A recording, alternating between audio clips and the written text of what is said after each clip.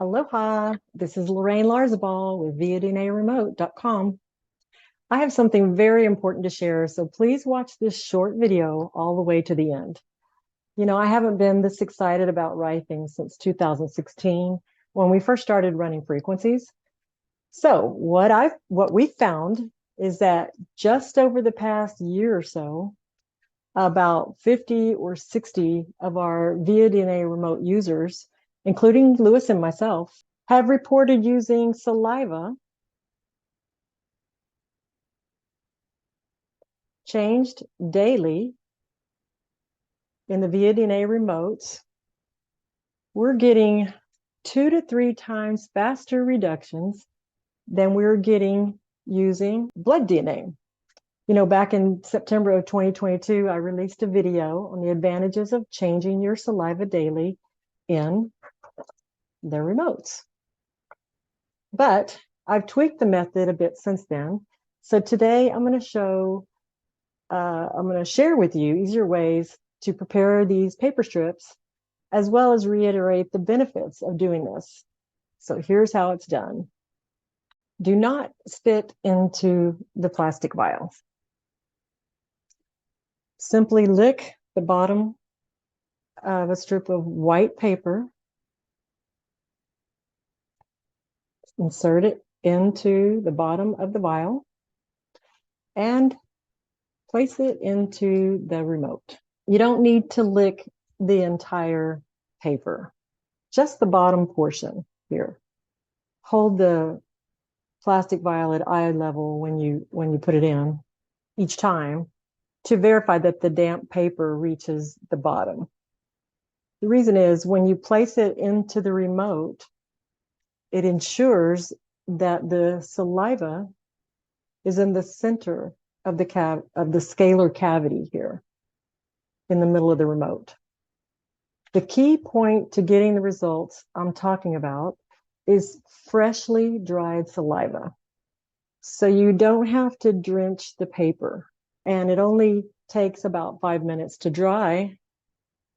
So you don't have to wait till it dries before putting it into the plastic vial and into the remote. I mean, it'll dry pretty quickly. And then you want to leave the cap open the whole day. Never close the cap when using saliva. And you want to replace every day using a new strip of white paper.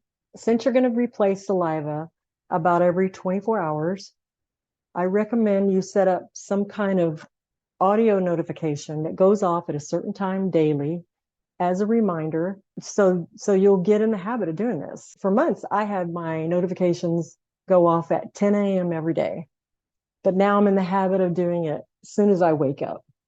You can use the same plastic vial over and over, day by day, maybe switch the vial every month or two. And by the way, you need to use white paper.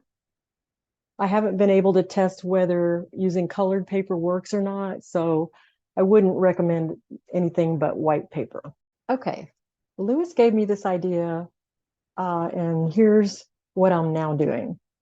After I use the paper strip the first day, meaning I've already put my saliva in there and used it the first day, the very next day, I turn the paper around and lick and use the saliva on the opposite end of it.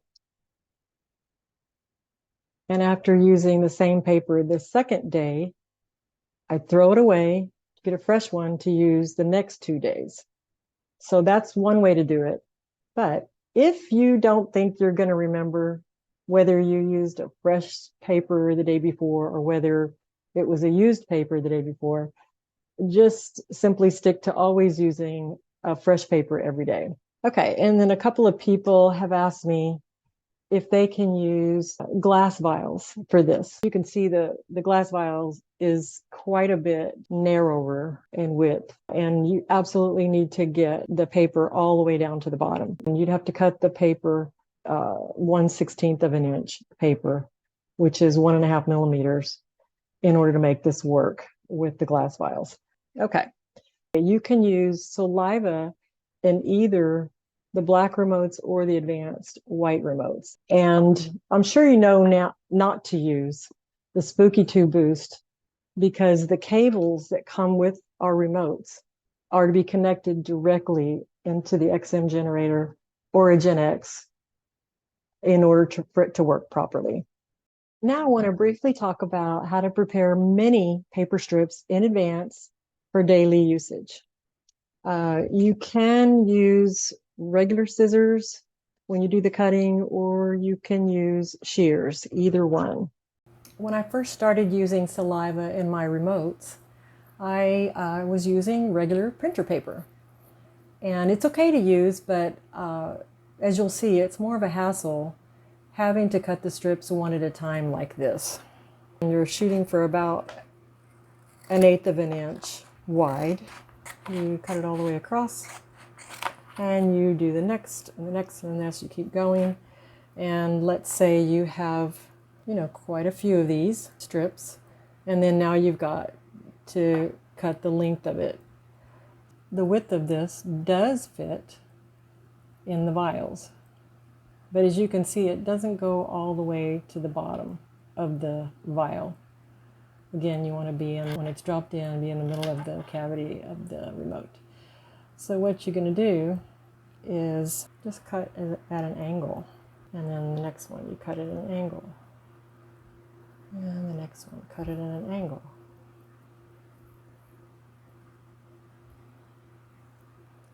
Like that.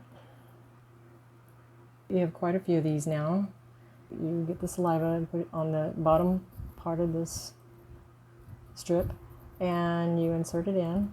Just turn it sideways and see. It's all the way to the bottom. So that's printer paper. Now we're going to talk about index card paper.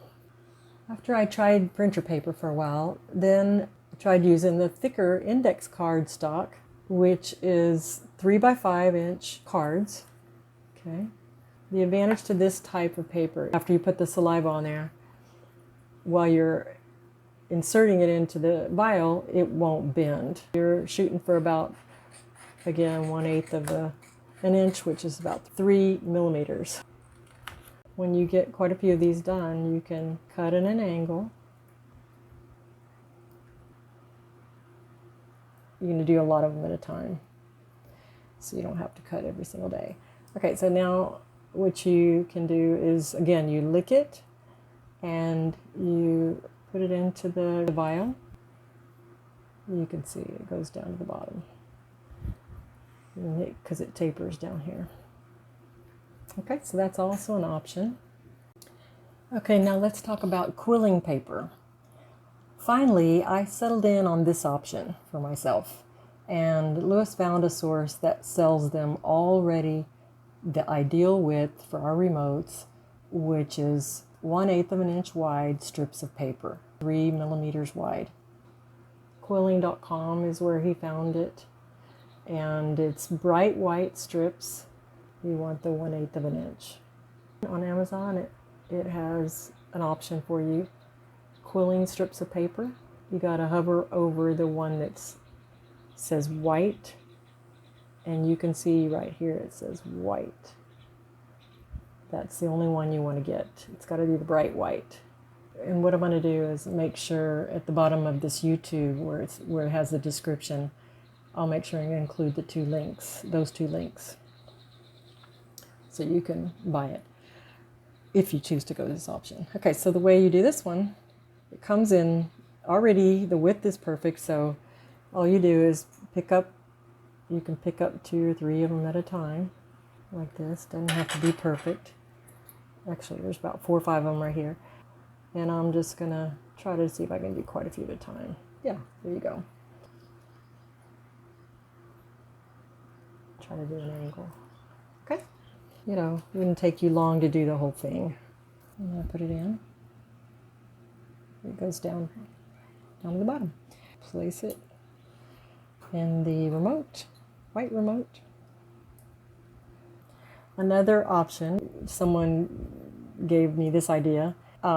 She's using printer paper that's been already shredded in their paper shredder. So it happens to be to the right width, which is, I mean, it's interesting. It's 1/8 of an inch wide, which is 3 millimeters. She puts it in a shot glass. She sent me these pictures. So that's an option too. You don't have to cut anything. You just use a paper shredder if you already have one. Since you're going to be using paper strips daily, find some kind of container to hold them. The only thing about the shot glass, it's pretty tall, so the papers don't even reach the top of this, so it's a little bit hard to grab. And when you're doing it every single day, you know, you wanted to get something that's a little bit shorter. So Lewis came up with this. It's kind of interesting. He used the cap to an apple juice bottle, see, and he got a cap to an unused spray bottle, and he glued them together. Easy to grab. And okay, so those are the options as far as all the different types of paper strips that you can use.